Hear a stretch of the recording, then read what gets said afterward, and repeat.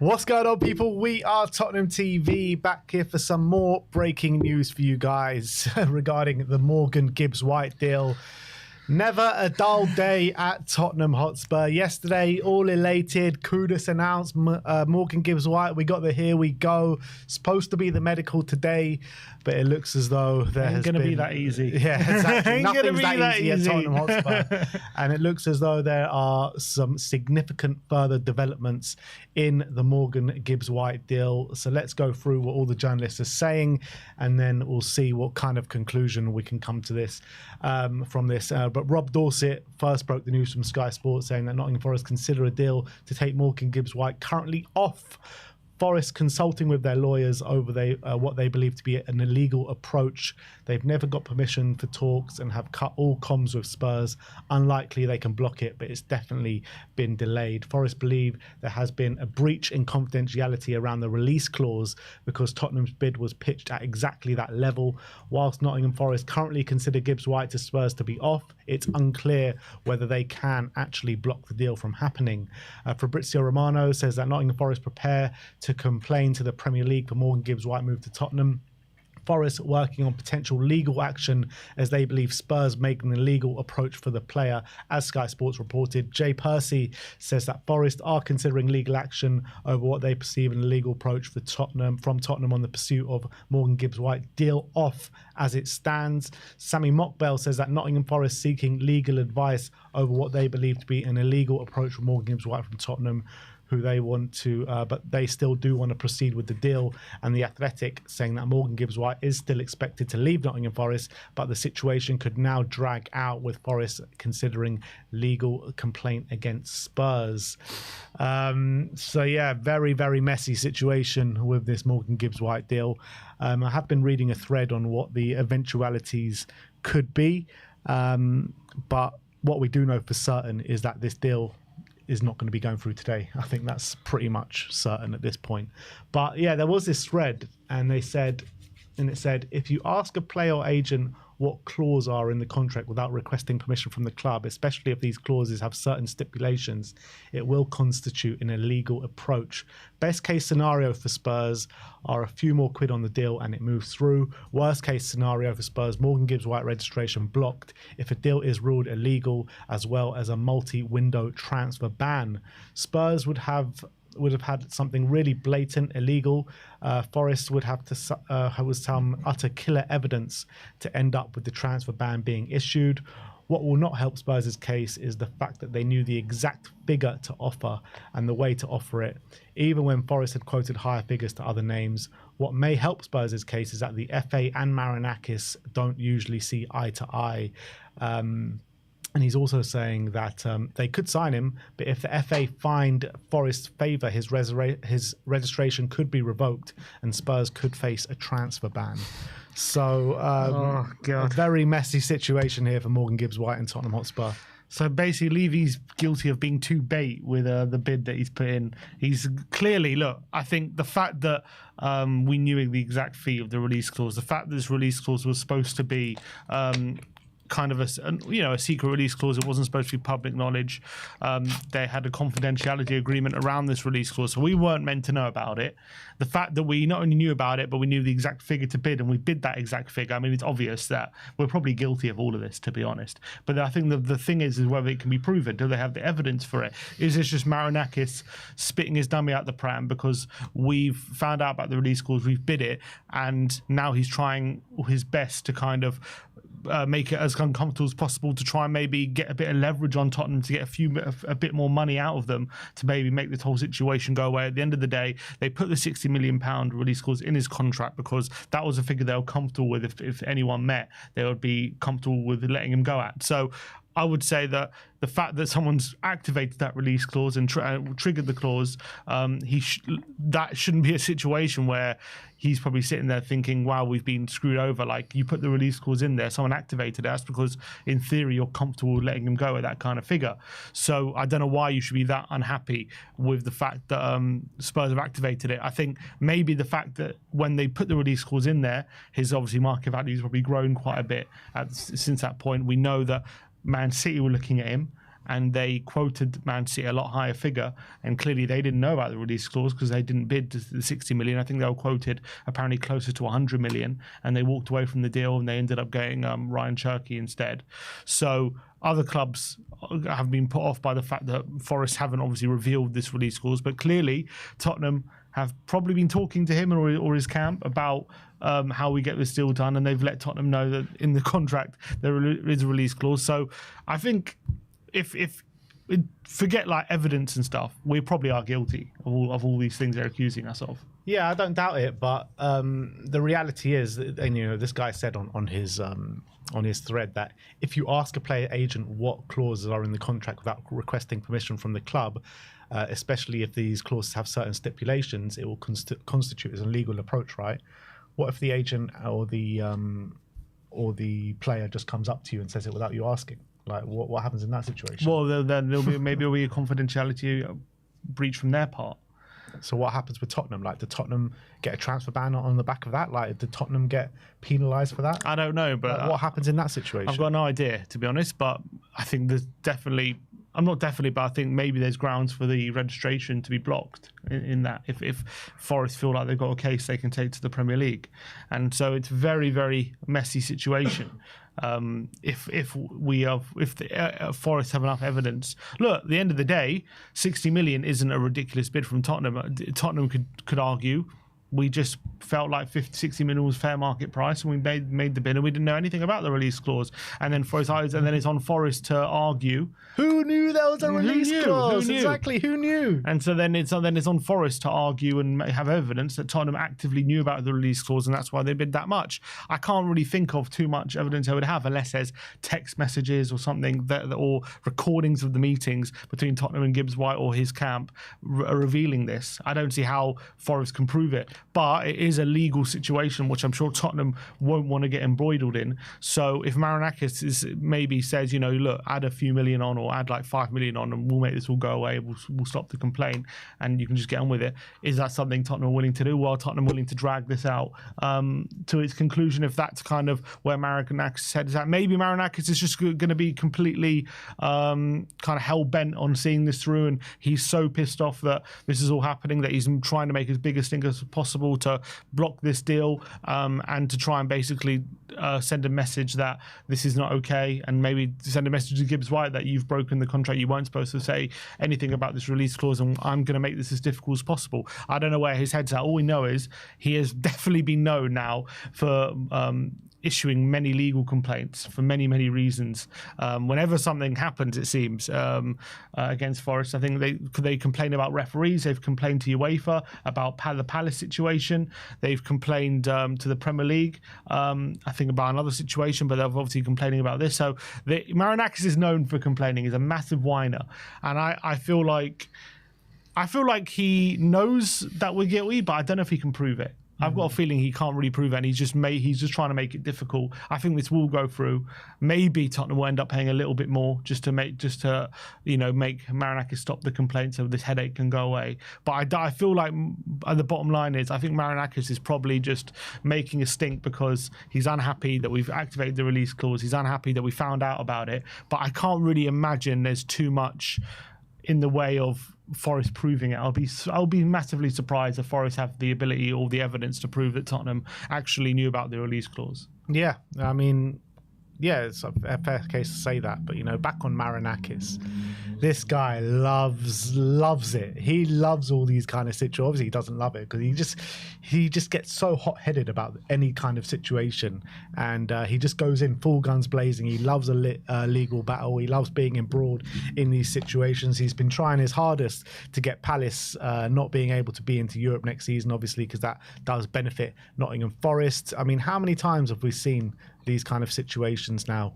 with Marinakis, where he just goes full guns blazing into a situation? I do feel like the conclusion at the end of this will be that Morgan Gibbs-White will be a Spurs player, whether that be because they can't improve the deal, maybe that be that we stick a few more million into the deal to appease Marinakis. I don't know, but I feel like this situation, it will be delayed a little bit. Maybe we'll hear something in the week or two, but I feel like Morgan Gibbs-White will be a Spurs player by the end of this. I guess the only concerns would be First of all, do they actually have any evidence? That would be a massive concern. We know that. Obviously, we're never going to know that for sure until the complaint. Number two, the big worry I would have in regards to this is this going to be embroiled in a massive legal battle which drags on and drags on, and then once you're getting closer to like a transfer deadline even, and this is still going on, are Tottenham going to be forced to walk away from this deal due to the fact that it's rambling on for too much and we're not able to get over the line? Obviously at the moment the current reporting is it's unclear whether Forest have enough grounds to completely block this transfer, or is it just going to be a delay of the transfer. So we don't know exactly the situation, but if they do have the ability to delay it as much as possible, that delay could block it in itself, because I don't know if we're not going to get Gibbs-White in before the deadline, are we going to move on, or are we going to say, look, okay, we'll this legal battle is carrying on, we're confident we can get him in January, or we're confident with where we'll get him, are we going to wait for him, or are we going to move on if this legal battle drags on too long? That's a worry for me if Forest make it too difficult. But I agree, I think this will happen. I think Marinakis, it's a bit of a Hail Mary from him, in my opinion. I think it's a good last chance saloon. I don't think he's going to be able to stop it. I don't think it's a Hail Mary, though, to keep him. I think it's just a Hail Mary to get more money out of Tottenham. I think that's what this is all about. Because once a player is set on leaving, once a player agrees a deal to move on, and he's literally about to do a medical, which was everyone was saying today, like, you can't keep that player at the club anymore. Like, there's no point keeping him. His heart's not going to be there. So I think Marinakis, he's smart enough to know that situation. And I think this is all just a ploy to get a bit more money out of Tottenham. But the funny thing is that at the moment, the word this morning or today was that he was supposed to be at Tottenham to have a medical. So if he's at the training ground and Forest have given Tottenham instructions to cease all communication with Gibbs-White, are they allowed to tell him to go home? They can't talk, they're not allowed to talk to him. So you have to keep him at the training ground. Sorry, we can't talk to him. Like we can't tell him to go home. He's here, but we have to cease all communication. So there's nothing we can do. Yeah, we can't tell him to stop the medical. No. Just don't say anything to him. Nottingham Forest can. Nottingham Forest can. It's true. Yeah, so it's going to be interesting to see where this leads. To be fair, there is a bit of precedent for teams in similar situation to Forest for winning a legal bout like this. We had Palace, who made a complaint against Chelsea when they were the ones talking to making a legal approach from Michael Olise. If you remember as well, back in maybe it was 10 years ago, when Arsenal were going for Luis Suarez, they activated his release clause, and Liverpool just said no. They just said, you were not accepting. I do remember that. Yeah, I do. How was that legal, though? It wasn't. There's been an interview from John Henry after since he did this interview a few years ago, and he was asked about this transfer, and he just basically said, I told them to take me to court. He said, I basically found that in England contracts don't mean much, and I just told them to take me to court, like I'm not accepting this bid, even though it's a release clause. And I guess Arsenal just didn't do it. I don't know, maybe they just couldn't be bothered for the headache of which is mad when you think about it. Yeah, but when you activate a player's release clause, like legally, it was a famous 40 million plus £1. Yeah, I remember that. But I mean, that's just a mad situation. I forgot about that completely. So there's that happen. And obviously this brings up another interesting conversation about tapping players up, because we're hearing about Tottenham tapping up Gibbs-White. I haven't heard that phrase in a long time, tapping up, because every player talks to the team they're about to sign for. That's how modern day transfers are done. No bid is put in without the club knowing, either through intermediaries or maybe even through the player, that they're interested in coming and how much they would want, all these kind of things. Usually when a club puts in a bid, it's because they've gotten word that the player is willing to come, and they've had those kind of conversations beforehand. And then once the bid is accepted, those things are usually a formality. Very rarely these days do you get a bid accepted by the club and then there's a problem with the contract being signed with a player. It doesn't happen as often as maybe it used to, because tapping up is so commonplace. It's just a dumb thing. So all of a sudden now we're making a thing of Tottenham supposedly tapping up Gibbs-White. I'm sure they have. I'm sure they have in technical terms probably spoken to him before and gotten word that he wants to come. But that's literally every transfer in modern day football. So the whole thing of like Tottenham, this illegal approach to Gibbs-White, I think is ridiculous. Yeah, look, I agree with you. It is ridiculous. But the claim is that they got wind or they heard or they asked for the release clause? It's both things. Oh, is it both tap things thing as well? and they breached confidentiality for the release The tapping clause. up thing is just something thrown in extra there just to get the one leg up in the legal battle. The tapping up thing is complete bollocks.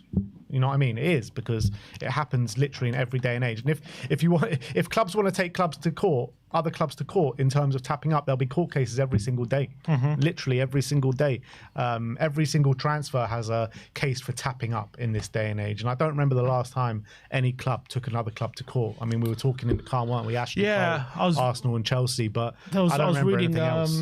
There was one where Southampton accused Liverpool of tapping up Van Dijk, but they didn't find any evidence of it in the Premier League, so they didn't get punished. Obviously, Chelsea got punished back in the day, but I think the last time someone actually got punished for tapping up, off the top of my head, I don't actually remember. It might be Chelsea, I don't know. That's the most high-profile one. Yeah. I can't remember. I don't know if anyone in the chat remembers, but yeah, I think it's so rare you'll get punished for it, because I think every club does it. If one club's going to punish another for doing it, then they'll be punished the next time because they're probably doing it, whoever it is. So I think just everyone is talking to everyone. You can't really stop it in this day and age. So I think that part of it is frivolous. But right now, the situation doesn't look good. But I do think we're going to come to a good conclusion by the end of it. I think Gibbs-White will be a Spurs player by the end of the transfer window. I think it's going to be a brilliant signing for us. And I think Marinakis just needs to accept what's about to happen, because it just is what it is at this point. Look, Morgan Gibbs-White wants to leave his club. He wants to join Tottenham Hotspur. He's agreed terms with Tottenham Hotspur. He's agreed to do a medical, which was supposed to happen today. Apparently, I'm seeing in the chat and around social media that he's already arrived at Hotspur Way earlier this morning. So it's going to happen one way or another. I'm pretty certain of that. Yeah, and I also think just the factor of this whole Marinakis thing, just that forget about whether he has a case to be had in legal terms or not. The reality is you put the £60 million release clause in his contract. The fact that you're angry that someone's activated it is completely ridiculous. It's completely ridiculous. You're happy with that fee because you put the fee in his contract. So why are you now turning around and spitting your dummy out of the pram that someone's called you up on it and someone said, all right, we'll pay the 60 million. And now you all of a sudden say, hey, you can't do that. Like, how did you know about that? It's like, well, you put it in. Like, why are you all of a sudden angry about it? Like, just get over it. Like, we're signing him. We put the money on. Like, no one forced you to put a 60 million release clause in his contract. No one was supposed to know about it, Sim. No one was supposed to know about it. Yeah, it doesn't matter. I think, obviously, it's supposed to be between him and the player. That's why they've put it in and no one was supposed to know about it. But at the end of the day, you don't put a release clause in someone's contract that you're not happy with. He's not going to. The reason wasn't 20 million is because 20 million isn't enough. The reason it was 60 is because 60 was a figure he was clearly comfortable allowing Gibbs-White to leave. And they probably had a conversation, look, okay, if someone bids 60 million, we'll allow you to go. Now someone's done it and now he's spitting his tummy out the pram saying, no, this and that. So I think he just got to get over it. I think there's probably some underhanded things which you probably can't prove. I think it's wasting everyone's time. I think Marinakis is a crybaby. He likes to complain. He likes to whine. Maybe he'll get a bit of money out of this, or maybe not. But at the end of the day, we are going to be getting him, I think. I agree with you. So look, we'll have to wait and see how this one rumbles on. Some more ups and downs to go, I'm sure. Nothing's ever simple, though, is it? Nothing is ever simple. We were talking about the Kudus deal, and it's like that just seemed way too simple. And then the Gibbs-White stuff started coming out, and we're thinking like, this is all just going too swimmingly well for Tottenham Hotspur. Surely there's got to be something around the corner. If only just Levy bid like 63 million instead of 60, and maybe it wouldn't have been so bait that we knew about it, and maybe he would have got away with it. He should have done the 60 million and 1 pence or something. Exactly, like 60 million 1 pence. Yeah, then he would have gone away with it. But yeah, I think he was just too bait. Levy's guilty of being too bait with the knowledge. Yeah. But look, that is the situation at this moment in time. Obviously, if anything develops with this situation, we'll bring it to you live here on We Are Tottenham TV. But let us know your thoughts in the comment section below. We've got a couple of super chats, both from Nico Stas. So one with no comment at all. And one says, Marinakis in Greece 2 days ago to give Ange the award. Yeah, so Ange got an award for Greek Manager of the year or something like that. People are saying, did Ange let Marinakis know? Probably. That we made the bid? Is that it? That we tapping him up? Is Ange the mole? Is Ange the mole? I think Marinakis would never have done this to Ange. He wouldn't have put the complaint in. Two Greek guys. They would have had an agreement behind closed doors. He most definitely would. He wouldn't. He would. Not to. He wouldn't have done it to big Ange. Hire Ange. He wouldn't have done it to big Ange. I'm pretty sure he would have. Nah, never. Marinakis will do it to his own brother. Are you joking? Not to a fellow Greek person, never. His brother's Greek. Never. Probably do it to his mother. All right, let's move on. And we've got some other transfer tidbits to talk about from a Tottenham in the look of a Tottenham update. And first up, we're going to talk about Cuti Romero. Jack Pickbrook says that Atletico, who had been leading the chase for his services all summer, have decided to stop their pursuit of Cuti Romero. In the end, Atletico had never formally approached Tottenham about signing Romero. At Atletico, they believe Tottenham will now tie down Romero to a brand new contract.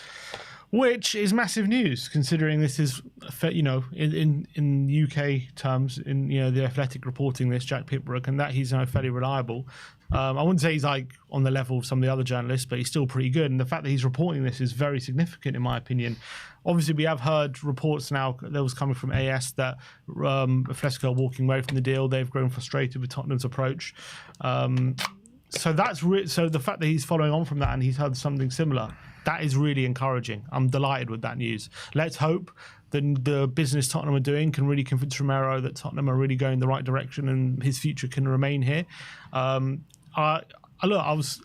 still no word whether he actually would be willing to sign a deal or anything like that, but the fact we know that Tottenham would want him to. Let's hope we put the contract on the table for him and he thinks, okay, I'm going to commit my future here. That would be a massive coup this summer if we can keep him and not lose him, which I was kind of resigned to at one point.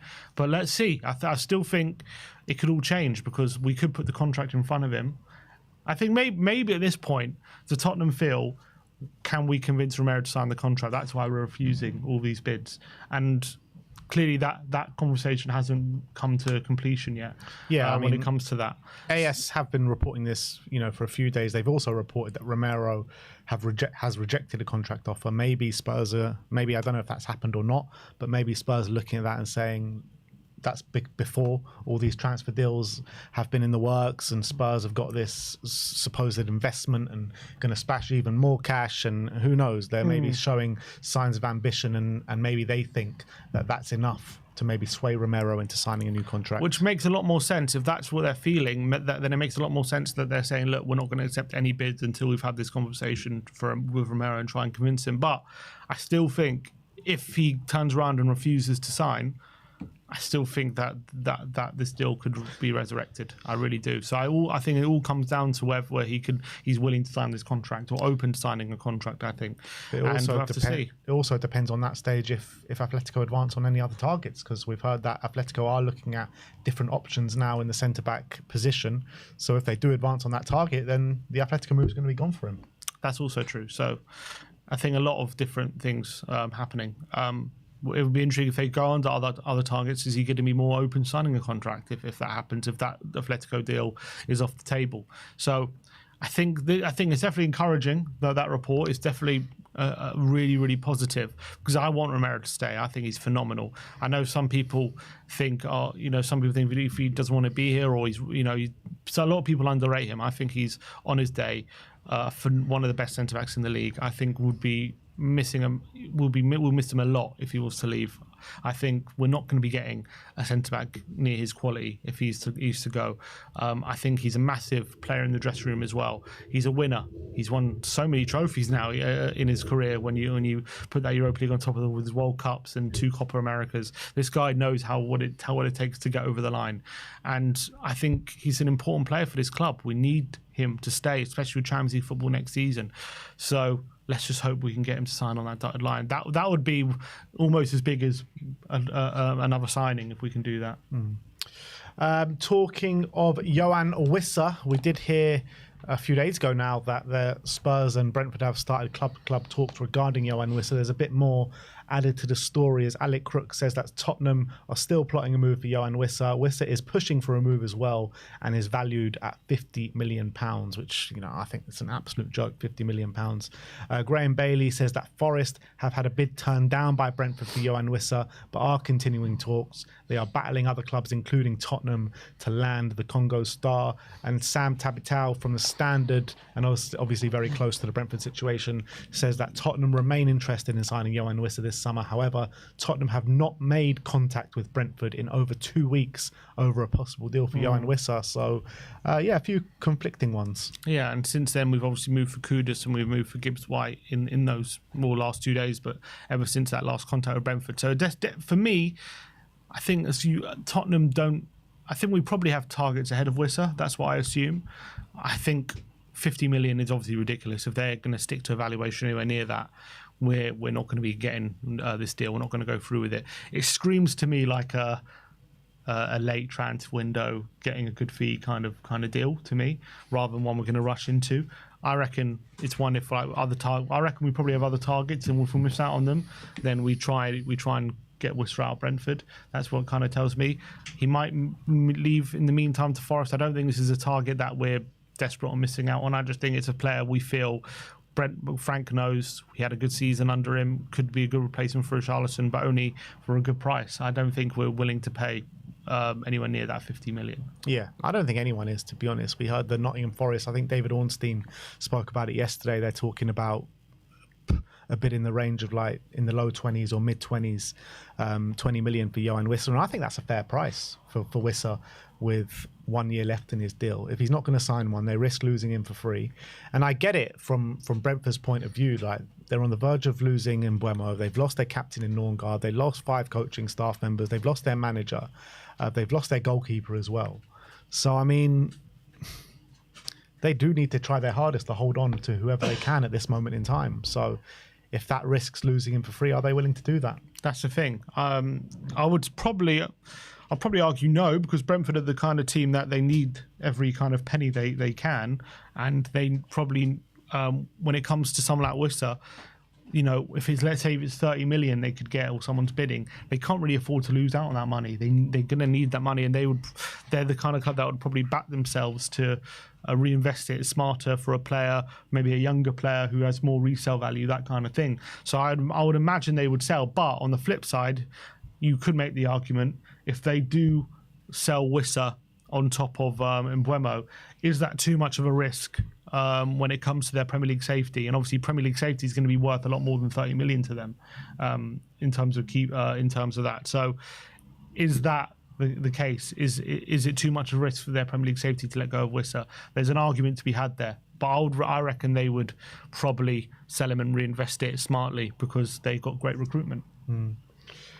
Just a quick update back on the Morgan Gibbs-White situation. Matt Law says that there remains confidence that Spurs will complete the 60 million deal for Gibbs-White from Nottingham Forest, despite a delay amid the accusation of an illegal approach from Tottenham. So that's something, I guess. But moving on, we're going to go and talk about Adam Wharton. GB News broke as an exclusive yesterday, and they said that Tottenham eye Adam Wharton to complete an incredible triple transfer swoop of 175 million after deals for Morgan Gibbs-White and Mohamed Kudus.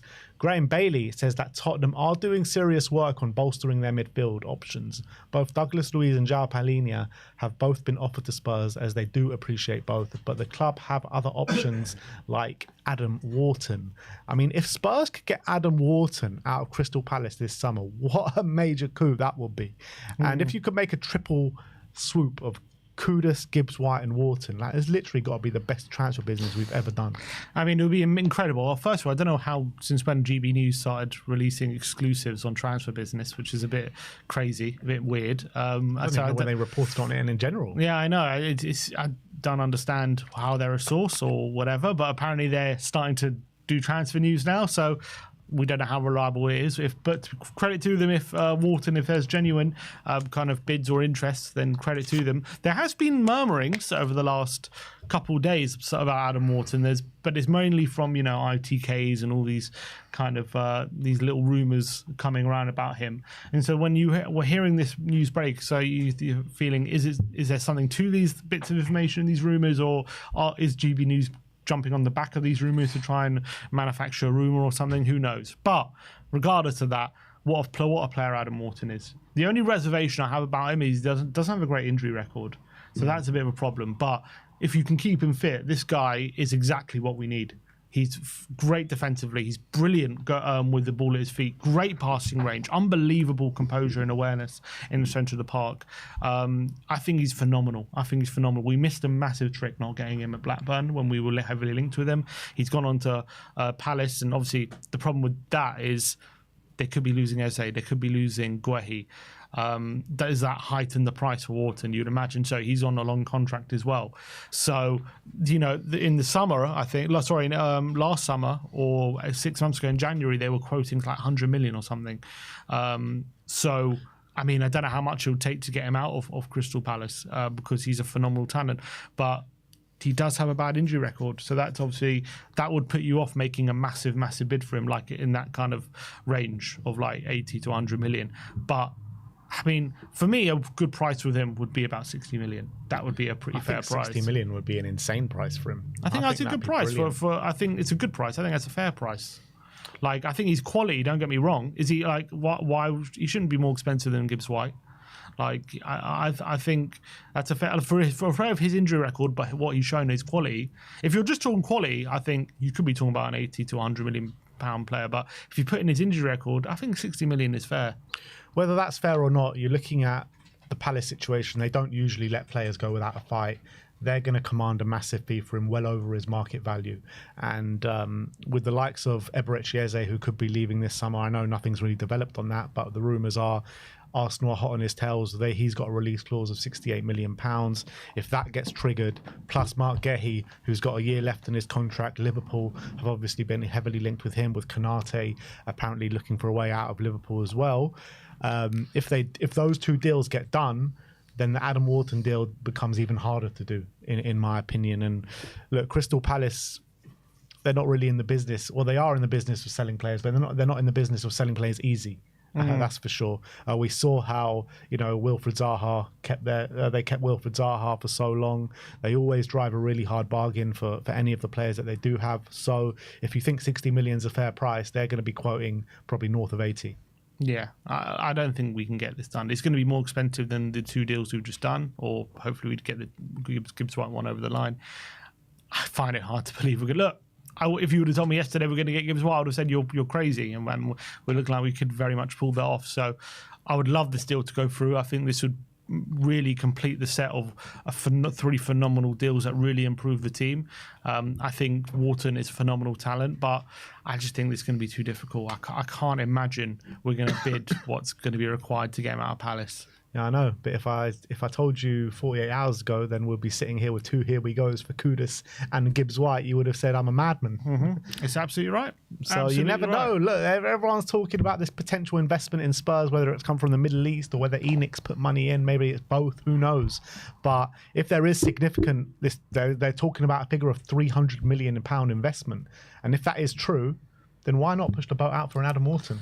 That's true. Maybe we're only just getting started. Yeah, exactly. I would love him at the club. I think he would be an incredible player for us. I really believe that. And I think he has the longevity. And yeah, I know he's had injury problems last season, but I feel like he's young enough that he can get over those injury problems. So we'll see. We'll have to see what happens on that situation. But it looks as though Spurs are looking for another midfielder.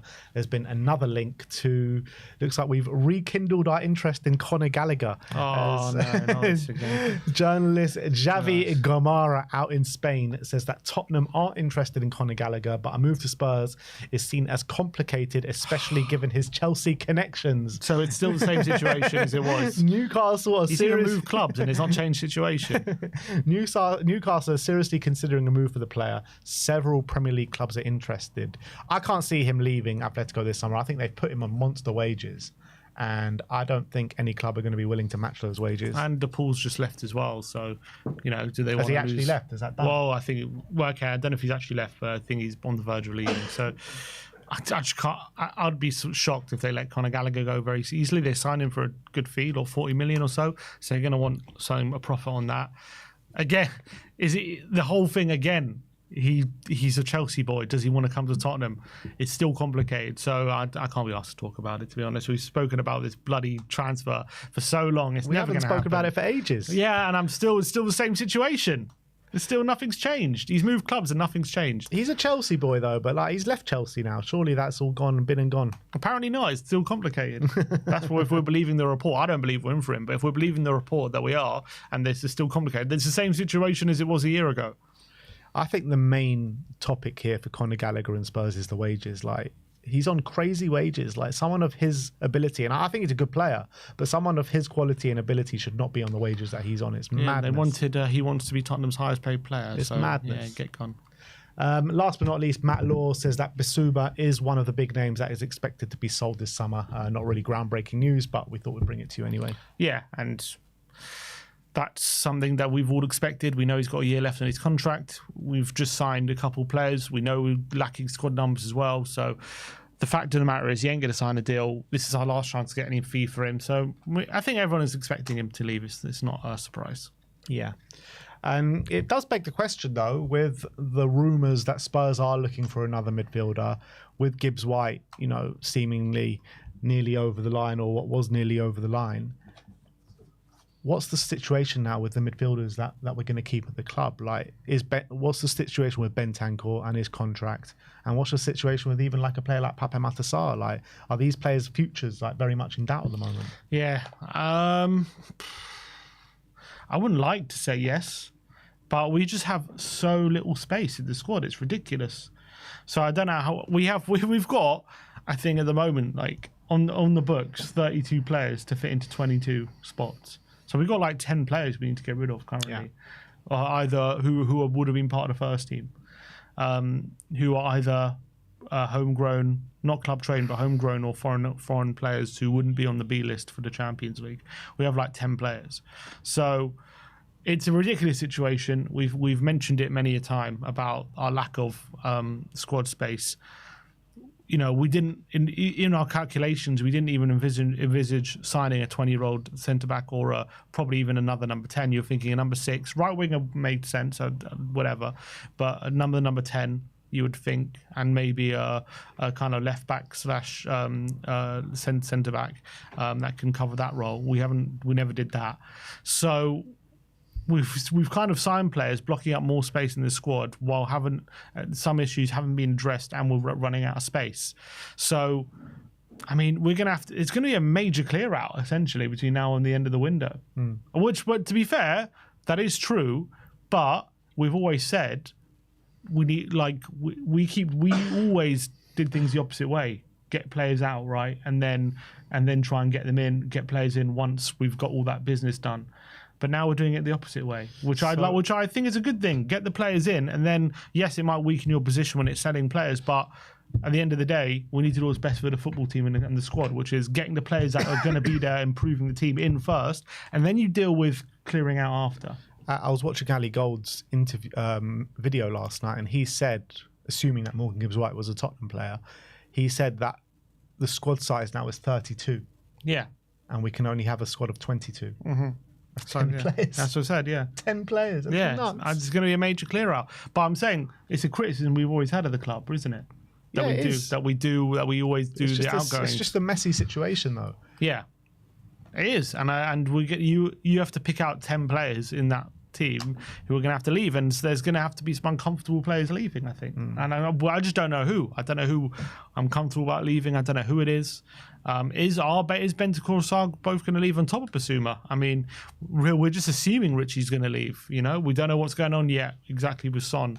Is Dragusin going to be out the door? We know someone like Solomon, there's just no space for him. Odebear, what are we going to do with him? There's just a lot of questions at the moment with very little answers. That's also forgetting that we might sign more players. And we want to sign more players. We probably need to. Yeah. So how do we sign more? Like while like the situation have two is squads, one for the Premier League and one for the Champions League. Which maybe that's what we need to do. I don't know. And to be fair, a lot of teams are stacking up their squads at the moment in terms of just loads of talent. I don't know what their situation. I'm not fans of those clubs. I don't know what their situation is when it comes to get their squad space when it comes to Champions League. Are they in a similar situation to us? I don't know in terms of having to maybe leave some players out. But I think I think it's madness at the moment. There has been an exclusive from Ben Jacobs, which followed on from Matt Law talking about stadium naming rights, saying that something could be on the horizon regarding stadium naming rights deal. Ben Jacobs says that Spurs are close to finalising a stadium naming rights deal with a Saudi entity, the front runner. Advanced talks taking place. Deal makers have put forward two companies, one PIF subsidiary and a secondary company, unaffiliated, legalities being explored so as not to conflict with Newcastle. Nothing guaranteed yet, as Spurs have spoken to American companies as well, but discussions are advanced. Senior government figures have been involved in talks. So, I mean, we've heard about these stadium naming rights deal pretty much since the stadium, well, even before the stadium opened. And it's always just been called the Tottenham Hotspur Stadium. But reports are suggesting that this deal could be closer than ever. Yeah, and there was a few rumours flowing around from, again, a few ITKs yesterday, suggesting that ENIC had invested 120 million and that we're going to get this naming rights deal worth up to 300 million. That was the news from ITKs. Obviously, it's an ITK. You can't really take it seriously. You don't really know what's true. But now there are journalists starting to report something similar. Obviously, they didn't report the figures, but they're reporting similar about this Saudi kind of naming rights deal. So that kind of tells me maybe there is legs to it. Maybe there is something to it. Obviously, we never know nothing's guaranteed. But if this is true, right, and we're potentially getting investment of like over 420 million this summer, that's maybe why we're seeing Tottenham maybe throw their financial weight around, because we know we have a massive PSR kind of windfall buffer. That's the word. We have a big PSR buffer, bigger than most other Premier League teams. So the issue for Tottenham is just having the cash available to kind of make use of that buffer, which has been the problem, ever since it's come in. So if we have the cash available now with this investment, maybe that's why we're willing to kind of push the boat out a bit and actually make these big money signings. We'll have to obviously wait and see how, if there's anything official comes out or any more reliable journalists, because at the moment it's Ben Jacobs is saying it and you've got Matt Law. I mean, they're not unreliable, but it's not enough to suggest this is definitely happening just yet. But clearly, I mean, it seems as though there's something happening behind the scenes, and we don't know the exact figures. But depending, what do you reckon the stadium's going to be called? What are we thinking of names? The Riyadh Seasons. The Riyadh Stadium. Seasons. Okay. Something along those lines, but it'd be a shame that if we have to change the name of the stadium, but it is what it is. If it's worth 300 million, whatever they want to call it, it'll always be called White Hart Lane in our eyes. That's the reality. And as long as it's got players like Kudus and Gibbs-White playing in it, I'm not really going to care that much. Yeah, exactly. There's just been a small update on Bissouma from Yagis Sabankoglu, obviously a Turkish journalist, and he says Fenerbahce representatives are currently in London to speak to Yves Bissouma, which is interesting. So maybe this one has also got legs. We know we spoke about Fenerbahce's interest the other day. I think it was this journalist reporting it as well. We said we're theorising maybe Bissouma will get on really well with Jose Mourinho out there. We've also seen a lot of quite top players be moving to Turkey at the moment. So is Bissouma going to follow suit? Maybe he's not really put off. Obviously, I'm assuming they're in Champions League next season. Yeah, they finished second. So they'll probably have to qualify, yeah. Well, okay, they're going to have to qualify, but there's a good chance they'll be there potentially. So I think it could be a good move for him. Well, you say that they finished second, but they finished second the year before and got Europa League. So I'm trying to think: is it only top that goes to? Maybe they lost. I think actually I remember they lost. They lost in qualifying. Oh, they did, yeah.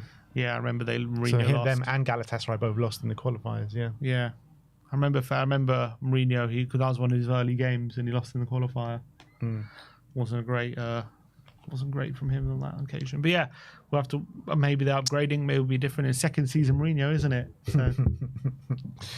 Is he going to finally break the Galatasaray chase? Wouldn't be surprised. We'll have to wait and see. The The signings that Galatasaray are making, bloody hell. Yeah. Osimhen back. Sane on the wing. I think Bissouma will be a good move for him. Go to Turkey, play in the Champions League with Jose. Good move. All right, well, that is your Tottenham update, guys. Let us know in the comment section below all your thoughts regarding all the transfer news speculation that we have brought you today. We're just awaiting to hear some more developments on the Morgan Gibbs-White deal. But we've got 2,650 people in here with the chat with us. Big up to each and every one of you. Smash that like button. Smash that subscribe button. We are bringing you daily Tottenham news here. And yeah, what else is there to talk about, guys? We need this draw. What's this you're bringing up? I want to see what your old predictions were. No, I don't. We're going to be reacting to our transfer window predictions that we made a couple of weeks ago. This seems like a very long time ago. Yeah, a lot has changed. So I went for Semenyo for 60 million, which obviously is dead in the water. We've brought in Kudus now. I went for Richard Rios for 20 million, which still could happen, to be fair.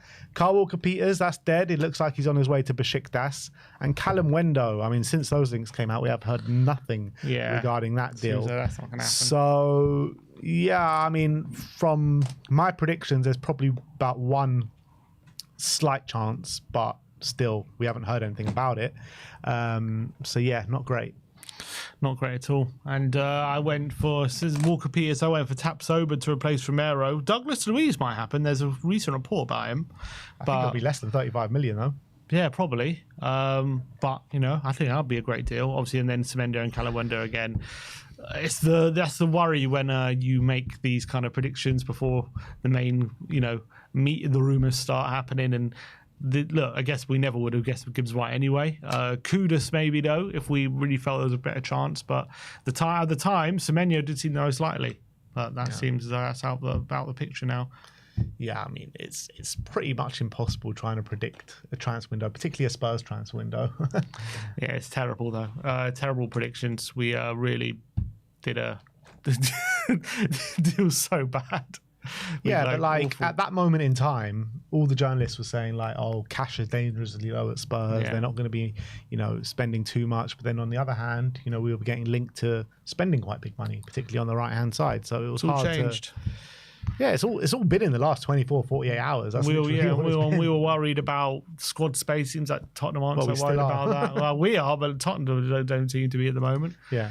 So we were kind of figuring out ways to fit it in, and it just seems as though whatever they're just signing players and then figuring out how to deal with it later. They're just rolling with it. Look at this. Pedro Porro's new hairstyle. He has gone full blonde. Very Romania World Cup 1998. Well, I thought it was kind of a tribute to Richie, I thought. Is it? Tribute to Richarlison. Looks good on him. It might take some getting used to. Yeah. Big up to Porro. Very interesting choice from Pedro Porro. I'm trying to find some the reaction to all the stuff today, and also some Forest fan reaction to Gibbs-White, because there was some funny reaction. Let me see if I can like some tweets. How we can do reacts. Maybe we'll do a Wimbledon watch along. Wimbledon watch along. Fritz and Alcaraz in the semi-final right now. It's 1-1 in sets, with Fritz 2-1 up in the third set.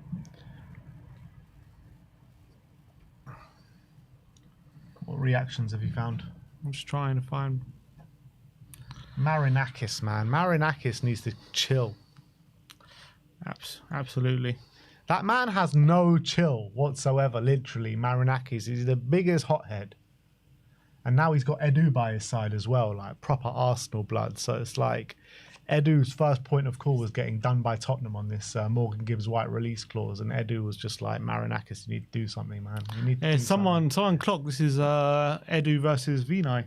Edu versus Vinay. Going head to head very early on in both their respective jobs. It's madness. This whole situation is just mad. It was just way too simple, all this. Just way too simple. Just slap the release clause down for Gibbs-White. He'll be our player tomorrow. It's all good. It was way too easy. I was saying yesterday, when something sounds like too good to be true, it probably is, and maybe that's the case. I hope not. I think it will go through. I think it's just a delay to it, and everything will be fine in the end. But let's see. One sec. Just seeing if any more news is kind of filtering through or breaking out.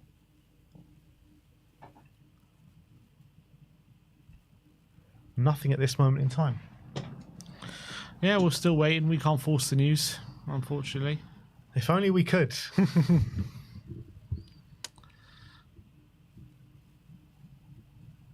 What are people saying in the chat, though? What are people saying in the chat? Do you think this Morgan Gibbs-White deal will go through? Let us know your thoughts. It'd be interesting to see. Yeah.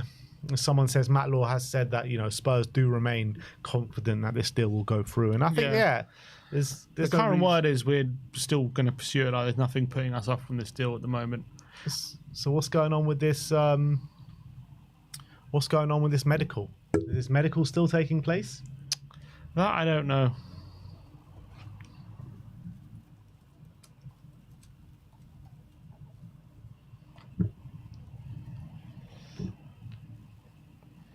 What do you reckon Wolfie's saying in the moment? She going back on? He's going to start laughing at us now. So Matt Law says Tottenham's spending spree, assuming Gibbs-White delay is solved as expected, had led to claims that the club are working towards investment, which could lead to a stadium naming rights deal. Yeah, and he's done a big article on this stadium naming rights deal. It's mad, isn't it, though? Like, just suddenly out of nowhere. I mean, we have heard about it for quite some time, some investment, but you never actually thought, like, realistically, it's actually going to come and make an impact. If it's 300 million, do you reckon over how long do you reckon that would be? Like, because it's 10 years, that's like 30 million a year. Probably wouldn't want more than that. I don't know. I'm trying to remember what was the Emirates stadium rights deal? I mean, they're still Emirates now, aren't they? Yeah, I know, but I'm trying to remember. Stadium rights deal. That was 150 million for 16 years. Mm. You would think Spurs would be a lot more than that. So how much that? Yeah. So if they're saying 300 million, I wonder. So actually, that 300 million over like a similar time span would be much. Who's saying 10 years? No one. I'm just theorizing. I'm trying to theorize how long it would be over. Mm.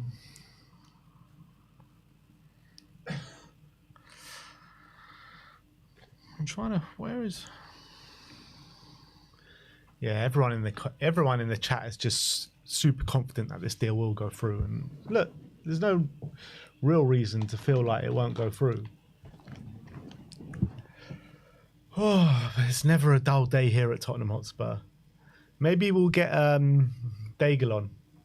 Where's Daigle? You got a link?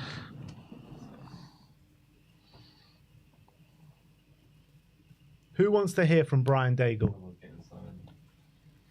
Oh yeah, the news only breaks when Daigle comes on. We need to push it through. You're saying we can't push it through? Yeah, Bring true. Daigle on. that would push it through. But Romano's given the here we go. He can't fumble a here we go. Come on. Daigle went to bed, someone says. No. Daigle never sleeps. He said he did. I spoke to him this morning. He said he only slept for 1 hour last night. He literally never sleeps. Is he sleeping? Nah, let the man sleep. Surely he's not sleeping at a time like this. Let me try get hold of him.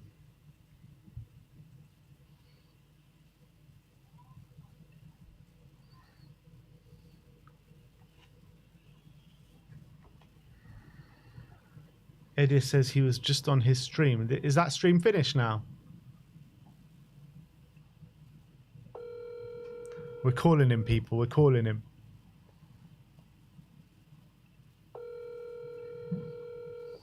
We want Daigle. Wake him. Spam the chat if you want Daigle awoken. Daigle. Yes, brother. Do we wake you up? You're awake? No, talking to you in my sleep. I wouldn't put it past you. I sent you a link to come on. Do you want to come on? Brother, give me 2 seconds. I'll be with you. All right, sweet. Bye. There you go. There you go. You heard it here first. Daigle will be with us very, very soon. And we need to get some of those headphones.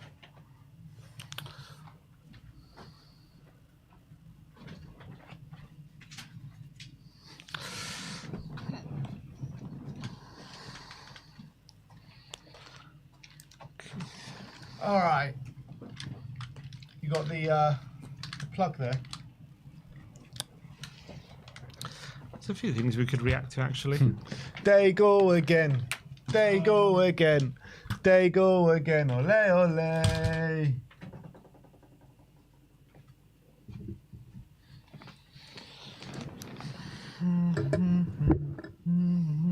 He never sleeps. Ole, ole. He never sleeps. Ole, ole. You don't need that, do you? Oh, yeah. So why is this here?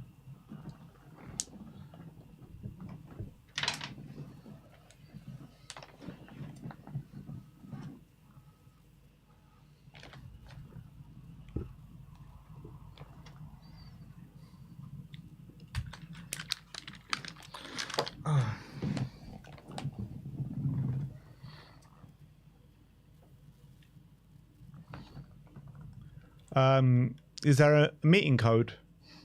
I sent it to you. Oh, yeah. What is it with this meeting code? How do you remove a meeting code from Zoom? Does anyone know in the chat?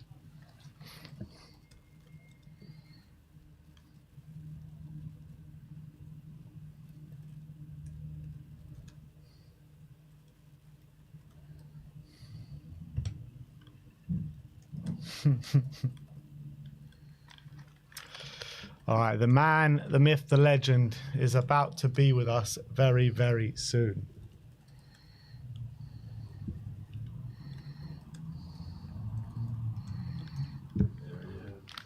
They go again, ole, ole. They go again, ole, ole. They go again.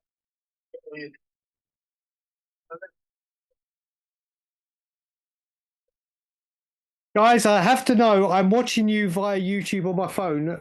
I don't know why I've got a black screen in front of me. I cannot see you two at all. Oh, Sammy? Yeah. He said he can't see us. Oh wait. I've just got a... Now I can see you wonderful people. Hey. How I was good, mate. I've just finished on Tottenham Hotspur. I've had about an hour's sleep. And I was going to go to bed, but then when We Are Tottenham TV call... we started saying where's Daigle because I was like I could see the chat, I couldn't see your name pop up on there, and everyone's like he's gone to sleep. I was going to, I have to say, and it was thanks to a Sava raid, but Tottenham on Tour just hit 9,000, which has taken a long time to get to. And as you guys know, as the mothership and my love for you guys, thank you for everything and giving me the platform to come on and everything, and thank you to anyone who's in here who well, there's 2,300 of you. Go subscribe to Tottenham on Tour. We can get that to 10k right now, surely. There's We can get that to 10k right 2,300 now. people watching in the chat. If over 1,000 of you, that's less than half of you, go to Tottenham on Tour and subscribe. We can get Daigle to 10k. Come on. Let's get that link to his channel in the chat. It's the least we can do because Daigle's coming on to force through this Gibbs-White deal. That's the thing.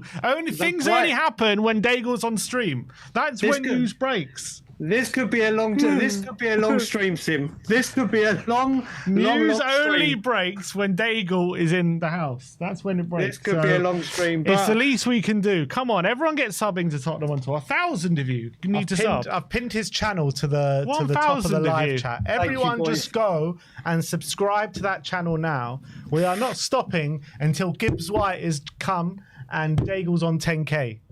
I might fall asleep on stream, and I do apologise if I do. I doubt I will. I will say before we get this, and I'm going to say it right here, right now, I have never ever been so calm about anything Daniel Levy related in my entire life than this still going through. Never in my life I've been so calm. Yeah, you think it's a done deal? Yeah, nothing's stopping this deal. As I was saying on Tottenham on Tour, mate, the Notts Forest chairman has decided to bring a butter knife to a sword fight. He had 18 other chairmen to try and play this game with. You have picked the wrong person to try this kind of game with. It for me, it goes through without a shadow of a doubt. Yeah, I kind of feel that as well. Like Marinakis is just absolutely just throwing his toys out the pram, isn't he? Oh, 100%. 100%. He's got a little bit salty. It's just gone. I just can't see anything other than this deal going through. I really can't. But it's the whole thing with it, with this release clause. I can't see how Spurs have done anything wrong. This is between the agent and Notts Forest. Spurs have just gone and done what football club Brian, does. apparently we're not meant to know about it. Exactly. We have release clauses, but they have the clauses, but you're never meant to know. You just got to guess. Apparently, the most harshest punishment for this, if found guilty, is a transfer ban. Yeah, I was reading. I don't know if you saw it as well. I don't know if I sent it to you too. There was a Chelsea reporter. Yeah, I read through that report. Yeah, that's where I saw that. I just can't see it happening. Of all the things, let's just honestly, again, if you look at all the things that Daniel Levy won't mess up, it's crossing the T's, dotting the I's, and making sure everything is done correctly. I just honestly, this is just, like I said, I have never been so calm about Daniel Levy's situation. Maybe he assumed that. Yes, because maybe he assumed that nothing legally would happen because this kind of stuff is so commonplace in the game that Marinakis is just going to have to go over it. But Marinakis, I think what they're complaining about and then the technicalities of it, we probably are guilty of it all. We probably are guilty of illegally approaching him. We probably are, and Forret and Gibbs-White or whatever is probably guilty of the lack of confidentiality around his release clause. It's probably all true. But I think whether they can prove it or not, I've got very serious doubts about that. How are you meant to prove it that we knew about the release clause? I mean, the proof would be that we bid it, but that's not proof in itself. You have to prove that we knew beforehand. Exactly. Am I right in saying that his agency is base? Let's check that.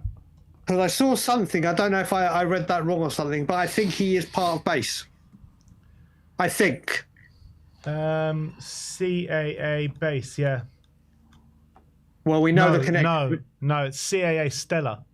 Oh, okay, so I did read it wrong. I just saw the CAA and immediately thought base immediately, so that's me misreading it. But yeah, I just can't see how this doesn't go through. Has it delayed it? Has it put a kind of dampener on the festivities over the last 48 hours? Of course it has. Do I think this time next week Morgan Gibbs-White's a Spurs player? Absolutely. But on a potential transfer ban for Tottenham, right? How bloody Spurs would this be if we get all this investment? We're finally starting to push our muscle around, and we get a bloody transfer ban. We're mixing it with the big boys. Finally, we've returned. It could only happen at this club. But again, you'd think as well, if big investment is coming in. If big investment was coming in, I'll be if you say stuff. If big investment was coming in, surely the first thing you don't do is something like this. Surely you don't go, right, all this money has come in, we can now do everything, and the first thing we're going to do is screw it up with something like this. I just can't see. I just can't see Tottenham Hotspur doing this. I just can't. Brian, if this deal does fall through, who's the fingers going to get pointed at? No, do you know what? Do you know what? I might surprise people. I won't point the fingers at Levy. I won't point the fingers at Levy. This looks like it's agent speaking to whoever. It will be a club issue. For this one, I won't directly go for Levy. I honestly don't, because we've done for 24 years. We've been saying we want change, we want this, we want this. He doesn't just all of a sudden wake up and go, right, I'm going to start breaking rules. All of a sudden, I'm going to start spending hundreds and hundreds of millions. And if he is getting investment coming in, I can't see Spurs wanting to risk the first kind of contribution or action that they do with this finance, with this money, is go and make a huge mistake. I just can't see it. But I think the thing is, I don't think it necessarily is a mistake. I just think it's so commonplace. They didn't think Forest would actually go as far as taking legal action. Tim, you against mean them. like VAR when they used to change all the rules after Spurs games? Yeah. Like the handball rule and everything. You reckon, okay, there's been something and it's Spurs, so let's kick off a fuss.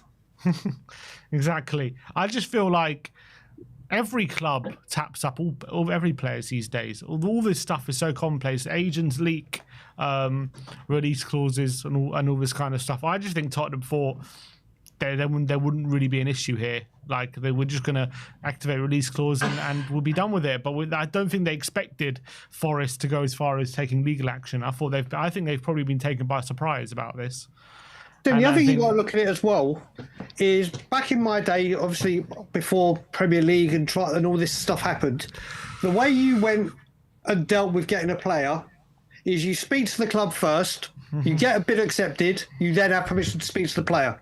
Whereas now in modern day football, it's the agents and everyone speak with the player to make sure there's a deal and personal terms are agreed. And then you go and speak to the club about the finances. So if Spurs have gone down that road to get personal terms agreed, surely everything has been set in stone and they were aware of it because they're talking. 100%. It doesn't make sense. Modern football is getting too confusing. Stats, the way regulations and transfers are getting done, and we all know other teams are guilty of very, very underhand tactics. And then it's us that seem to be carrying the can. I think Marinakis is probably just trying to get more money out of Tottenham. He's just trying to. He's pissed off that we found out about the release clause when we bid it, and he's just trying to kick up a fuss so that he's threatening legal proceedings and he's threatening it all to drag on. Just so he's probably telling Tottenham, look, you pay me a bit more money, and this will go away. I think he's probably blackmailing Tottenham. Well, I think we were talking. I think the rumor was 70 million from Manchester City, wasn't it? That was kind of the figure, and then all of a sudden we've gone in at 60. Could it be they want the 70 that they may have got if City's valuation or rumoured offer was going to come through? Who knows? But like I said, I've never been so calm about a Daniel Levy situation in my entire life. I've just done a bit of research on CAA Base and CAA Stella. So they were two separate entities, but they've both been acquired by the CAA group. So it was Base and Stella were two separate agencies, but they're both under the same umbrella now. So it's all about the base, no Stella. Exactly.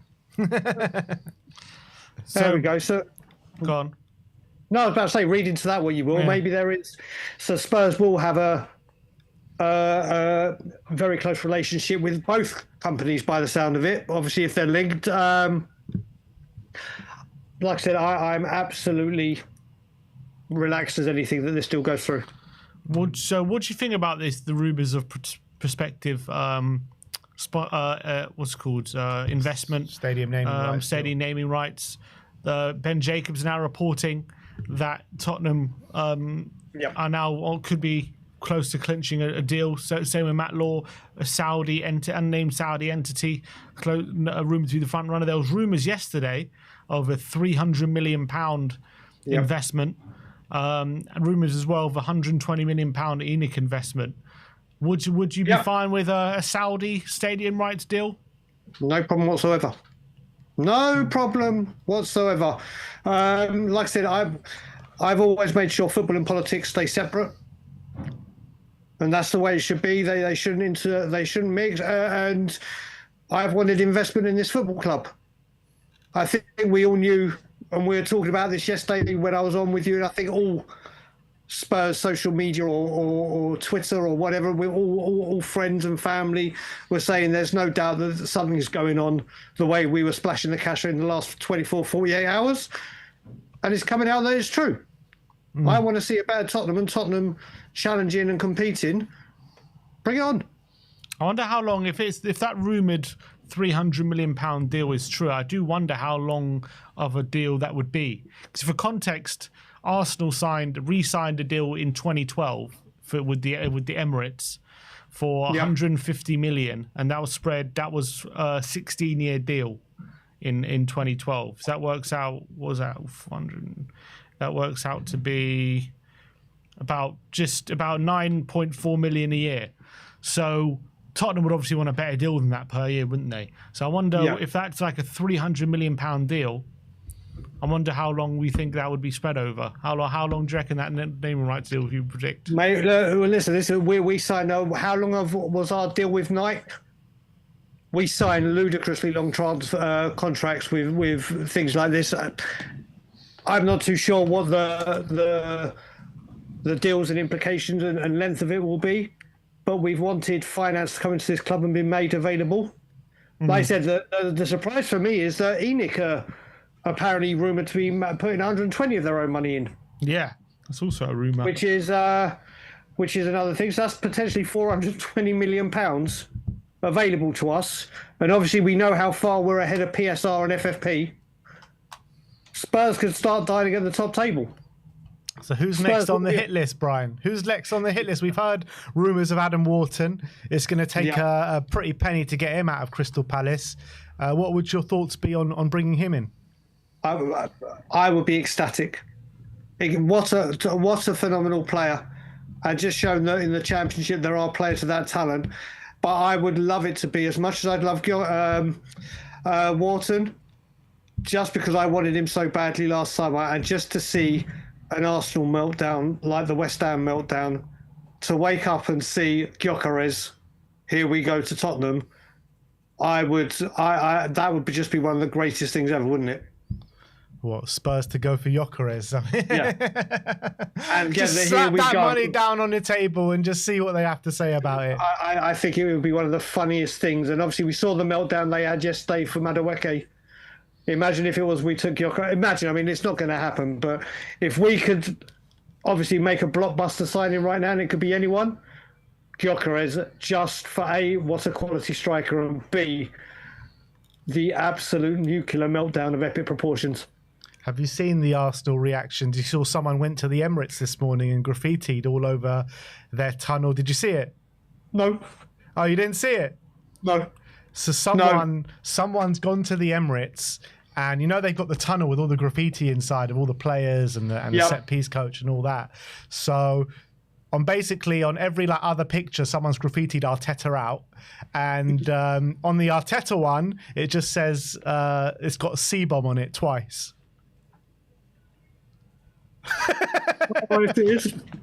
Mate, not only what a trophy, and we've got a trophy in the cabinet now, and they can't use that. It's this summer so far. It's just been epic as a Spurs fan. As of 2 days ago. Yeah, it's well. No, you think about the champ. For me, winning Europa League, my man Thomas Frank coming in, then Kudus, then hopefully, let's say Morgan Gibbs-White, and then all the Arsenal tears. It's wonderful. Yeah. It's wonderful. Yeah, can we find that, Sammy? You got it. We're going to show you what's been. Oh, please. Cool. Who the fuck is Antenna? I don't know no Antenna. I know Arteta. Is that meant to be an R? It looks fucking crap. But I respect it anyway. Oh my God. Yes, I woke up livid on the way to work, come through the tunnel. This is magical stuff. Someone hasn't even bothered to. This is magical. Absolutely. You can't support the club. He's not all a shirt. No one. Oh, mate, this is brilliant. This is brilliant. Does that say Mikel Marino? Oh my God. Yep. Nah, liberty. Oh my. What a wonderful time to be alive and a Spurs fan. I wouldn't want them painting your gaff. Yeah, can't blame him. There's nothing on the outside. I already checked. Liberties. Anyway. This is what the summer should have been about. This is what the summer needs to be about. Who the fuck is Spurs managers and players of our quality coming in, but most importantly, a trophy and seeing this meltdown down the road. You got idiot, bruv. This fan base is literally the worst fan base in world football. They've literally gone from not even making Champions League. Arteta's brought them from 8th. I know he finished 8th with them a couple of times, but he's built them up to a title challenging side. They got to the Champions League semi-final last year, and this is how they treat him. It's actually mad. It's insane. It's insane. I mean, God knows what's in store. They still haven't got the striker over the line. Yeah. As Madueke stopped there, he has it. They're thinking of Rodrigo. Will that happen? Yeah, we're going on and hopefully going to have 2 Premier League ready players with Premier League experience ready to roll out. Embarrassing. I don't really see where he really fits in, Madueke, because if they were looking for a winger, surely they wanted someone who's more natural on the left. Surely if they're going to spend that much money on a winger, like why are they spending someone who's at best going to be back up to Saka and block Nwaniere's pathway? The thing is with Madueke to Arsenal, I think you have to wait until you see what other deals that they do. From now until the end of the transfer window to see if it makes sense or not. Because if they do bring in someone on the left, if they do bring like an Eze and a Gyökeres alongside a Madueke, then that's really good business. Yeah, that's fine. But I think at the moment, I can't really see how it makes... Because you're spending a lot of money on someone who's just going to block Nwaniere's path. So why do that? But they don't even see Nwaneri as a winger.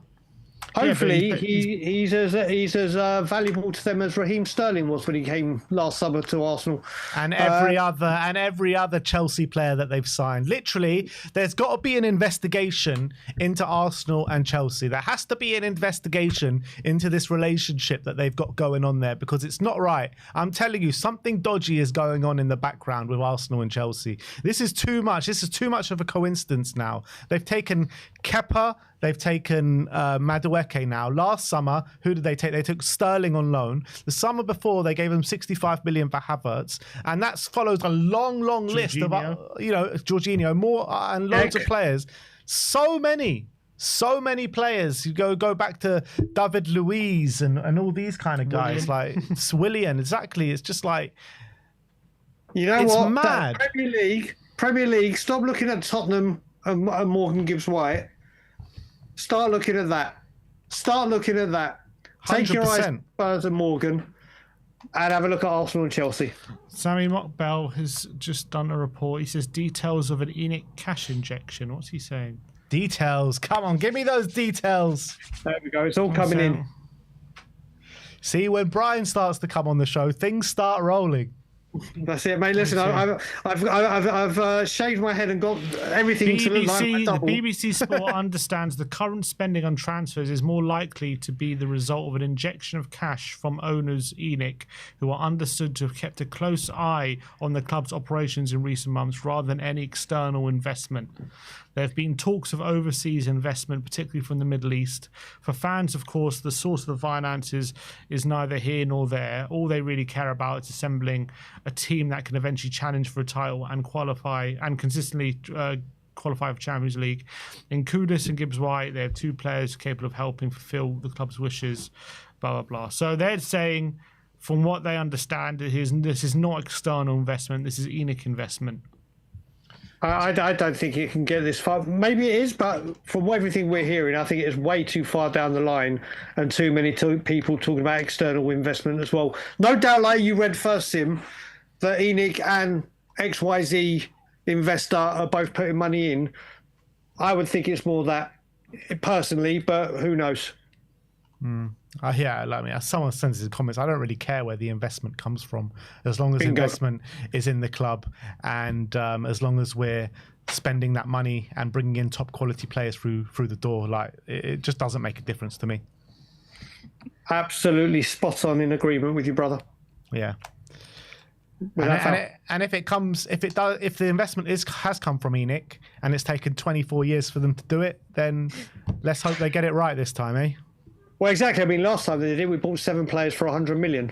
And like we said yesterday, when Morgan Gibbs-White goes through, it's 115 million in 48 hours, or whatever it will be now because of the delay. It's a big difference, isn't it? Yeah, 100%. So do we think that if it is ENIC and maybe if it's that 120 million we're talking about, does our spending stop then probably after these 2 signings? Potentially. Maybe now it's buy to sell. Yeah, after that, yeah. Well, we've got to get rid of that, but there's got to be some outgoings, hasn't there? No matter what. There's got to be significant outgoings. There's got to be. Exactly, that's the thing. So, but that's where I think Spurs will be looking afterwards. I'm sure there'll be another big transfer in the offing, whoever it may be. I think one more big player will come in. I can't see 2 or 3 coming in. But then it's got to be getting players out the door, hasn't it? But once again, if they do once Gibbs-White is in, and then if they bring another big player in, well done for Spurs for finally bringing in the players first before getting rid. Yeah. No, 100%. Another change. I mean, if we, I'm just like dreaming here, but if we were to bring in an Adam Wharton and Anthony Robinson, those 2 players, and that's it for our business, that would be the best window in my life. I think that would be just the best window ever. 10 out of 10. Can you imagine that? You pretty much fill every gap in the squad. A top left back in competition with the doggy. You've got 2 top right backs in competition with Pedro Porro and Jed Spence. You've got competition at right wing with Brennan Johnson and Mohamed Kudus. At left wing, assuming that we keep Sonny, we got Sonny, Tell, Odebear, flirting between the 2. You've got competition for places all over in the midfield. You've got quality in the 10, in the 8. Oh, loads of centre backs as well. Yeah, unbelievable. So you'd have a squad. If we were to do that, what do you think? And keep Romero. Yeah, and keep. What do you think we could challenge for next season? Top 4. With Wharton and Robinson, let's just say with those 2 as well, I would then say top 5 in the league, minimum. Do you think with that? Do you think with that squad you could challenge a Chelsea, Arsenal? Those kind of clubs. I think Chelsea. I think Chelsea. Squad player wise, and then you got to remember dealing with 4 competitions. Frank's first experience in Europe and everything he's juggling. I would say squad wise, top 4 will be a possibility, but I don't want to start saying right, top 4 is a guarantee. Well, I'm not going to do that. We need to start building it. The levels are so high, you know. It's even if you have an amazing squad, nothing's guaranteed in this league. Correct. But if we got everything in Ben said, and we kept Romero, obviously we don't know outgoings, whatever. I would say top 5. But also, but what about top 5? But I think after winning that Europa League and the mental hurdle, I think a lot of these players have overcome. I think maybe like the cup competitions, maybe we're going to be doing a lot better, started doing a lot better in those competitions now than maybe we have done previously, because we know what it takes to win those games. We've proven to ourselves that we can win these competitions. We can do it on big moments. And I think that could make a big difference coming into these cup competitions next season. I won the FA Cup. I say every year when I come on the FA Cup has never lost its romantics, the romantic side of it. It's always held that special place in my heart. I won the FA Cup back in M17 so badly. Yeah, you got about 6 years to go, Brian. Yeah, that's why the fact that we're going into now what will be the 35th year that we haven't even made a final. Yeah. And if someone has said that in 1991 to any football fan, let alone a Spurs fan, that they won't even make a final it's now getting a while since. It's now coming up on like 10 years since we made a semi-final. Yeah, isn't it? That we lost to United. Yeah. That was the last time. Yeah, we lost to United in 2018. Yeah, that was the last time we got to a semi-final, right? So that's a long time ago. It's just semi-final ridiculous to think about. Yeah, best part of 10 years. Yeah, it's mad. And I was at the Chelsea one a couple of years before. Was it a couple of years? I think it was a couple of years, wasn't it? Was that with that Matic wonder goal? Oh, mate, what a goal that was. Yeah. What a goal. I was literally, Matic had his back to me when he was firing that into the top corner. As soon as it, when you see those goals and you go, as soon as it left his foot, that was an arrow. Yeah. An arrow. Any updates on Morgan Gibbs-White? Nah, just Sammy Mockbell's just saying that Spurs are still thinking that this deal's going to go through. Yep, and I'm with them. I just can't see it not. Like I said, I just can't see it not happening. It's just, by the looks of it, not going to happen today. Yeah, seems that way. I woke up with the feeling that, yes, Morgan Gibbs-White day today. I woke up with a smile on my face. Yep. But Paul O'Keefe was reporting that he's currently stationed in a hotel, Morgan Gibbs-White, and he's not at Tottenham. What, the hotel at Hotspur Way? He's at the lodge.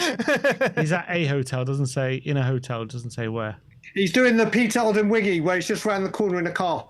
He's literally in the lodge. But like you were saying, Ben, we spoke on your way home from the studio last night, the three of us, and we're buzzing. Morgan Gibbs-White through the light over. Everyone was giddy and buzzing. We all were this morning. There's been a spanner in the works, but we'll get over it and deal with it and move on and get him through the door. Yeah, 100%. And then on to the next. Damn right. Who says, we got the here we go for Gibbs-White before Kudus was done and signed, sealed and delivered. So who says that we can't get some significant news today?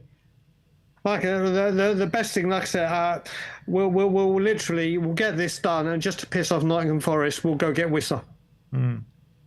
Fabrizio Romano just tweeted that Arsenal and Chelsea have now completed document exchange for Noni Madueke deal, agreements signed, sealed, delivered. Wonderful Lovely news for them. I thought you were about to say there's another player they're about to buy. No, nothing on that. But We'll wait till next. Who's attacking? Arsenal Whose have finally attacking got their options do you man. prefer? Huh? With them getting Madueke, Who? What? who's attacking options? Who has better attacking options? What, Arsenal or... If we get Gibbs-White, Spurs or Arsenal? So striker at the moment, us, because they just don't have one. Yep. Right wing, I would say them, because they got Saka. But I mean, as a whole package, you probably prefer ours, right? I mean, Brennan Johnson, including like attacking midfielders, we'll put Odegaard in there. Who's like options? if you use the only position that we're stronger than them in, no, I'm joking. Why? What? You think we're stronger than them in number 10? Yeah, What? Odegaard doesn't get in our team? Odegaard. He had a stinker last season. Yeah. Okay, but We will have Madison. so did Kudus. You know what I mean? I think they overrate Odegaard massively. I think he's a very good player. Don't get me wrong, but A couple of years ago, he was But fantastic. is there a good case to say we've got a better set of attackers now?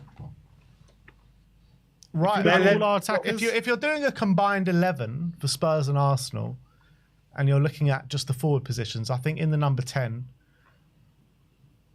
Gibbs-White. there's a case for it. There's a case for Gibbs-White and Maddison, to be honest.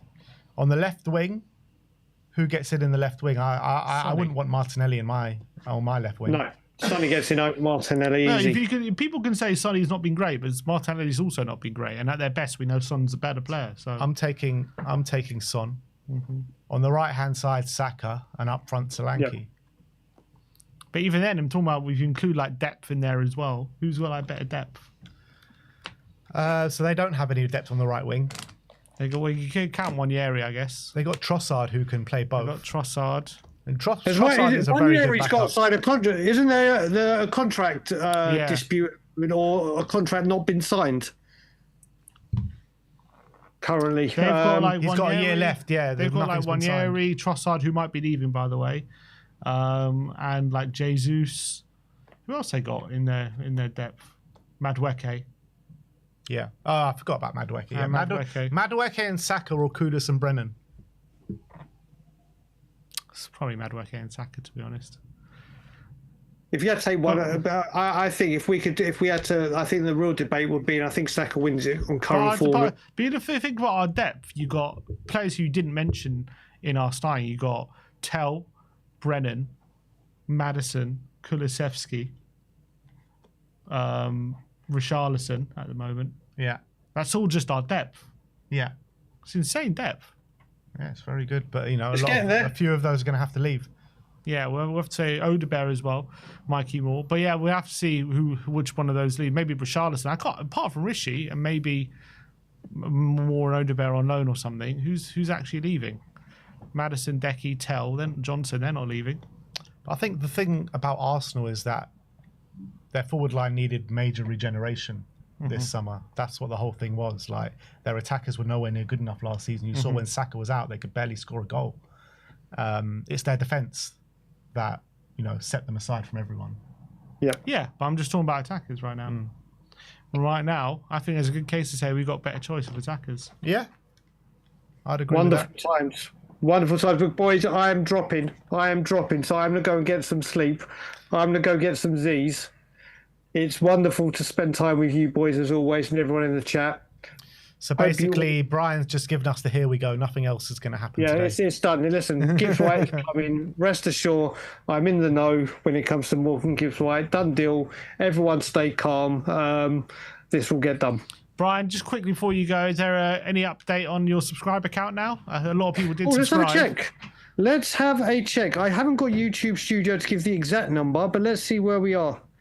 We have got, mate, we've gone up by 120. 120. Well, actually, it might be 150. It might be 150, actually. Nah, don't be happy with that, Brian. It needs to be a lot more than that. It needs to be a lot more than that. But for 150, thank you very much indeed. Everyone, before Brian goes, everyone that hasn't already, please do go and subscribe to Tottenham on Tour. Come on, Let's get him to that subscribe button, people. Smash it. Absolutely so just about under 900 people, near close to 800 people now need to subscribe, and we got over 2,000 people, 2.2 thousand in the chat watching at the moment. Just 800 of you pretty much have to subscribe. So go over, give him a subscribe. Let's get him to 10k. Brian does so much good work for us and helps us, and he gets deals done for us. So come on, show him some love. Show him some love. Boys, as you both know, when it comes to you guys, there's not a thing I say no to. Ever. They will never, ever happen where We Are Tottenham TV needs Tottenham on Tour or me personally, whatever, and we say no. Ever, never, ever, ever will it happen. Whether it be 1 a.m, 5 a.m, whatever it may be. That's the way it is, isn't it? Exactly. That's the way it is. I will say to anyone that is thinking of subscribing, you're going to be getting very, very happy, Bri, because he's got Thomas Frank. He will have Morgan Gibbs-White. It's very, very, very happy, Bri. And if the investment comes in, it will be exceedingly, exceedingly happy, Bri, and Ben and everyone else involved. And all your support will be very much appreciated, and we will welcome you all into the family. Brian, before you leave, 9,200 now. There's just been an update from Paul O'Keefe. Says, understand there will be investment as well as large sponsorship deal for Tottenham. Interestingly, the changes will see a management reshuffle as well as new roles. Likely Levy stays, but potentially in different, reduced and perhaps even non-football related role. Vinay's appointment and the departure of Cullen were the first part of a broad realignment of the club. Remains to be seen what impact has on football strategy. We are back, motherfuckers! Come on! Well, do you know what? I don't know what you were saying before about the BBC or whoever it was, that there was no outside investment.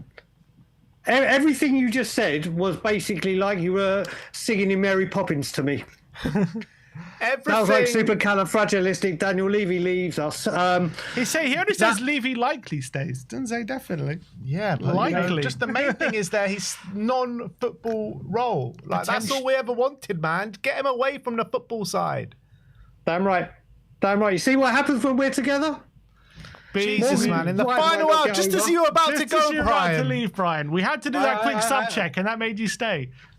I tell you what, though. I may have got a second wind all of a sudden. Everything since that Europa League final just seems to be... Everything's coming to us that we want at this moment in time. Spurs spending money on proven quality. Spurs win a trophy. Levy stepping back from the footballing side. Major investment into Spurs. What the hell is going on at this football club? So a large sponsorship deal as well as investment, Paul O'Keefe says. He understands. This is actually mad. And a management reshuffle. It's all happening at board level, people. Yeah, I must admit, when you said management Tottenham Hotspur. I must admit, when you said management reshuffle to start with, I was like, you best not be talking about Thomas Frank. And then Frank's gone already. I was like, they come straight in and go, right, Thomas, out you go. That would have really sunk my battleship. Listen, let's just hope this all goes through. I think, do you know what? I think this develops very, very quickly now. Obviously, the way it's gathering, I don't think how much longer can Spurs keep this quiet, as in without releasing who they actually are, what the actual intent is, who it is, who's coming on board. I think we start seeing things coming out very, very quickly now. Mate, this is literally... This is big news. Christmas, Hanukkah, bar mitzvah, wedding, everything all rolled into one, man. This summer is gearing up to be the biggest summer in Spurs' history. Damn right. Do you know what? I'm going to show people that know me well. My guilty pleasure is EastEnders, and they did a stupid storyline with a family where they had half Christmas on June the 25th. I was like, what the fuck? Well, where's this stop? Well, it's half Christmas for Spurs, and August is going to be Happy New Year. Wonderful times. Wonderful, magical, brilliant times, and this is going to send me to sleep beautifully. I am now, honestly, I have to sleep. I've got to recharge the batteries. Go for it, Brian. Go for it, Brian. Go again. Go have some sweet, sweet dreams, my friend. I will do. Boys, love you dearly. Sammy in the back end, love you dearly. Everyone in the chat, have a wonderful weekend, whatever you're doing. Enjoy it. Let's see what the weekend brings for Spurs. And I'm even going to say just at the end, Thomas, Frank, Thomas, Frank. Everyone become a Frankaholic. Laters. See you later, Brian. Nice one, Brian. Oh, man. Wow. What news that is from Paul O'Keefe. So these the news of the investment and to be fair, though, sponsorship deals. Paul O'Keefe did say the morning of the day that we got the Here We Go from Kudos saying nothing's going to happen this week. Yeah, well, he got that one wrong. We can let that one slide if he gets this one right. Unbelievable news. Investment. So this is obviously there's been a lot of talk about it, but it seems Paul O'Keefe is definitely relaying that information. So he says investment and a large sponsorship deal. And as I said, the rumours are that's what the rumours were yesterday. And if people are confirming those rumours, the figures that were spoken about yesterday was £120 million investment and a £300 million sponsorship deal. So that tells me those figures might be close to being accurate. It could be. It very well could be. And if it is, Spurs, there's only one way that Spurs are going right now, and that is up, especially with Daniel Levy not on the footballing matters and him taking a major step back. I mean, like it feels as though, Sim, like every day that comes, the news just gets better and better every day. I know the Morgan Gibbs-White thing took us a step back this morning, but this is more significant than any signing that we could ever make. Yeah, absolutely. This is this the dawn of a new era at Tottenham? 100%. 100%.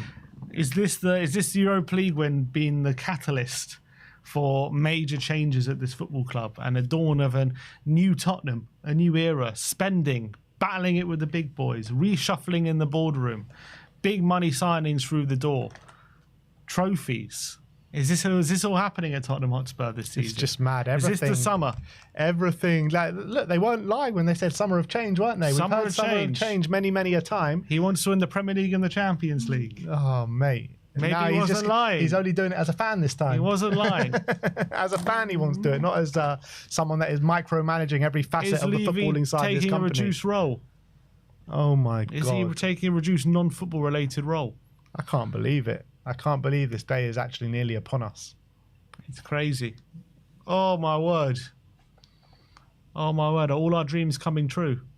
All in the space of a few months. It's Tottenham, though. It's going to go wrong somehow. This is Tottenham. It's gone from us winning the trophy down to like major signings, major investment, Levy taking a step back. What more could we want, man? Just keep this trainer rolling, man. Oh, God. What a day. What a time to be alive, people. It's absolutely insane. Absolutely insane. So all these rumours seem to be true. But yeah, on that note, I think we're going to love you and leave you unless you have anything else. Well, there's a few things we can react to on Reacts. Also, Tottenham just put, I don't know if, can you get TikTok up there? Because they just posted a TikTok with Kudos doing a teammates thing, which is quite funny.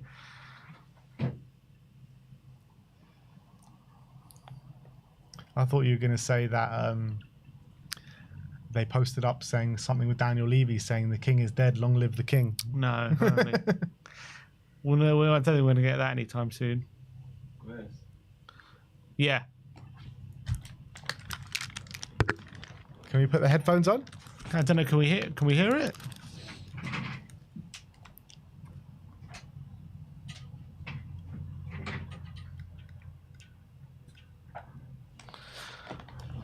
Ready? Yeah. Let's go see. If you weren't a footballer, what would you be? A musician? A musician. You saw that yesterday. Which Spurs teammate are you most looking forward to meeting? Van der Ven? What is your favorite movie? Wakanda, bicycle kick, or solo run goal? Solo run goal. What is a word your friends, family would use to describe you? Starboy. Shine the light anywhere I go. Who is your biggest idol? Messi. Sonny. What is your Messi. biggest fear? Not being able to live through my values that I believe in. First football shirt you ever owned? Strong Tower, a local team in my area. Strong What's your Tower. favorite thing to do outside of football? Spend time with close ones. What was the last concert you went to? Black Sheriff's concert in London a couple of days ago. Black Sheriffs. Who Don't is know. your favorite music artist? I have a few, but I'll go Stoneboy. Stoneboy, that's who did the video with. Stoneboy. All right. That's so funny. And also, if you go on, Okay, it's happening. if you go on, if you go on X, Madison uploaded a funny video with Van I der Ven saw and that. Yeah, Kudus, that was brilliant. which was quite funny. Yeah, I liked it somewhere. Not this one. Where is it? There, this one. Start it again. Let's not go to the beginning. Kudus is over there.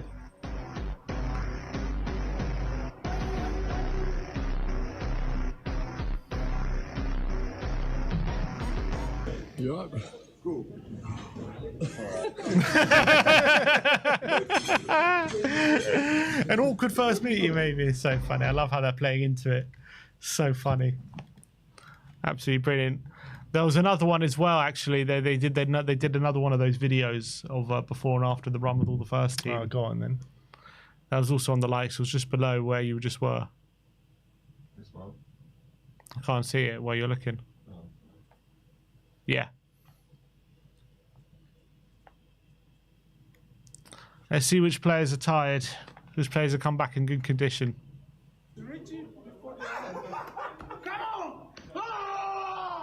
Hi, I'm Richardson. This is me after the run.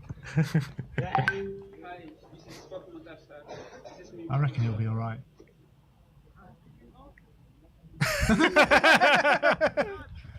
Maybe not. This is me after the run. It was bloody hot yesterday, to be fair. Yeah. Oh la la. This is Lucas Manuel, and this is me before the run. You can say it down there. Hi.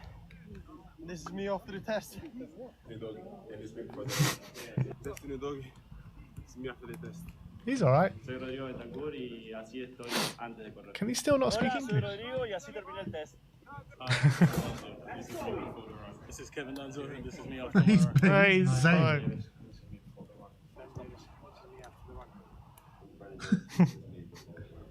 Johnson again, ole ole. You want to say? After the run. Hi, I'm Bissouma. This is me before the run. This is me after the run.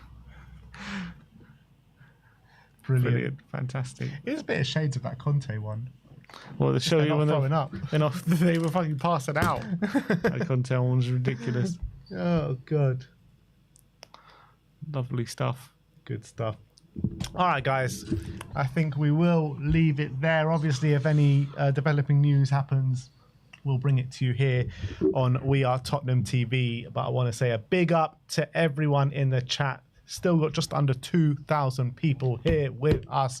So everyone do remember to smash that like button, smash that subscribe button, and we'll see you all very soon. Like, subscribe, and comment. And as always, come on, Spurs.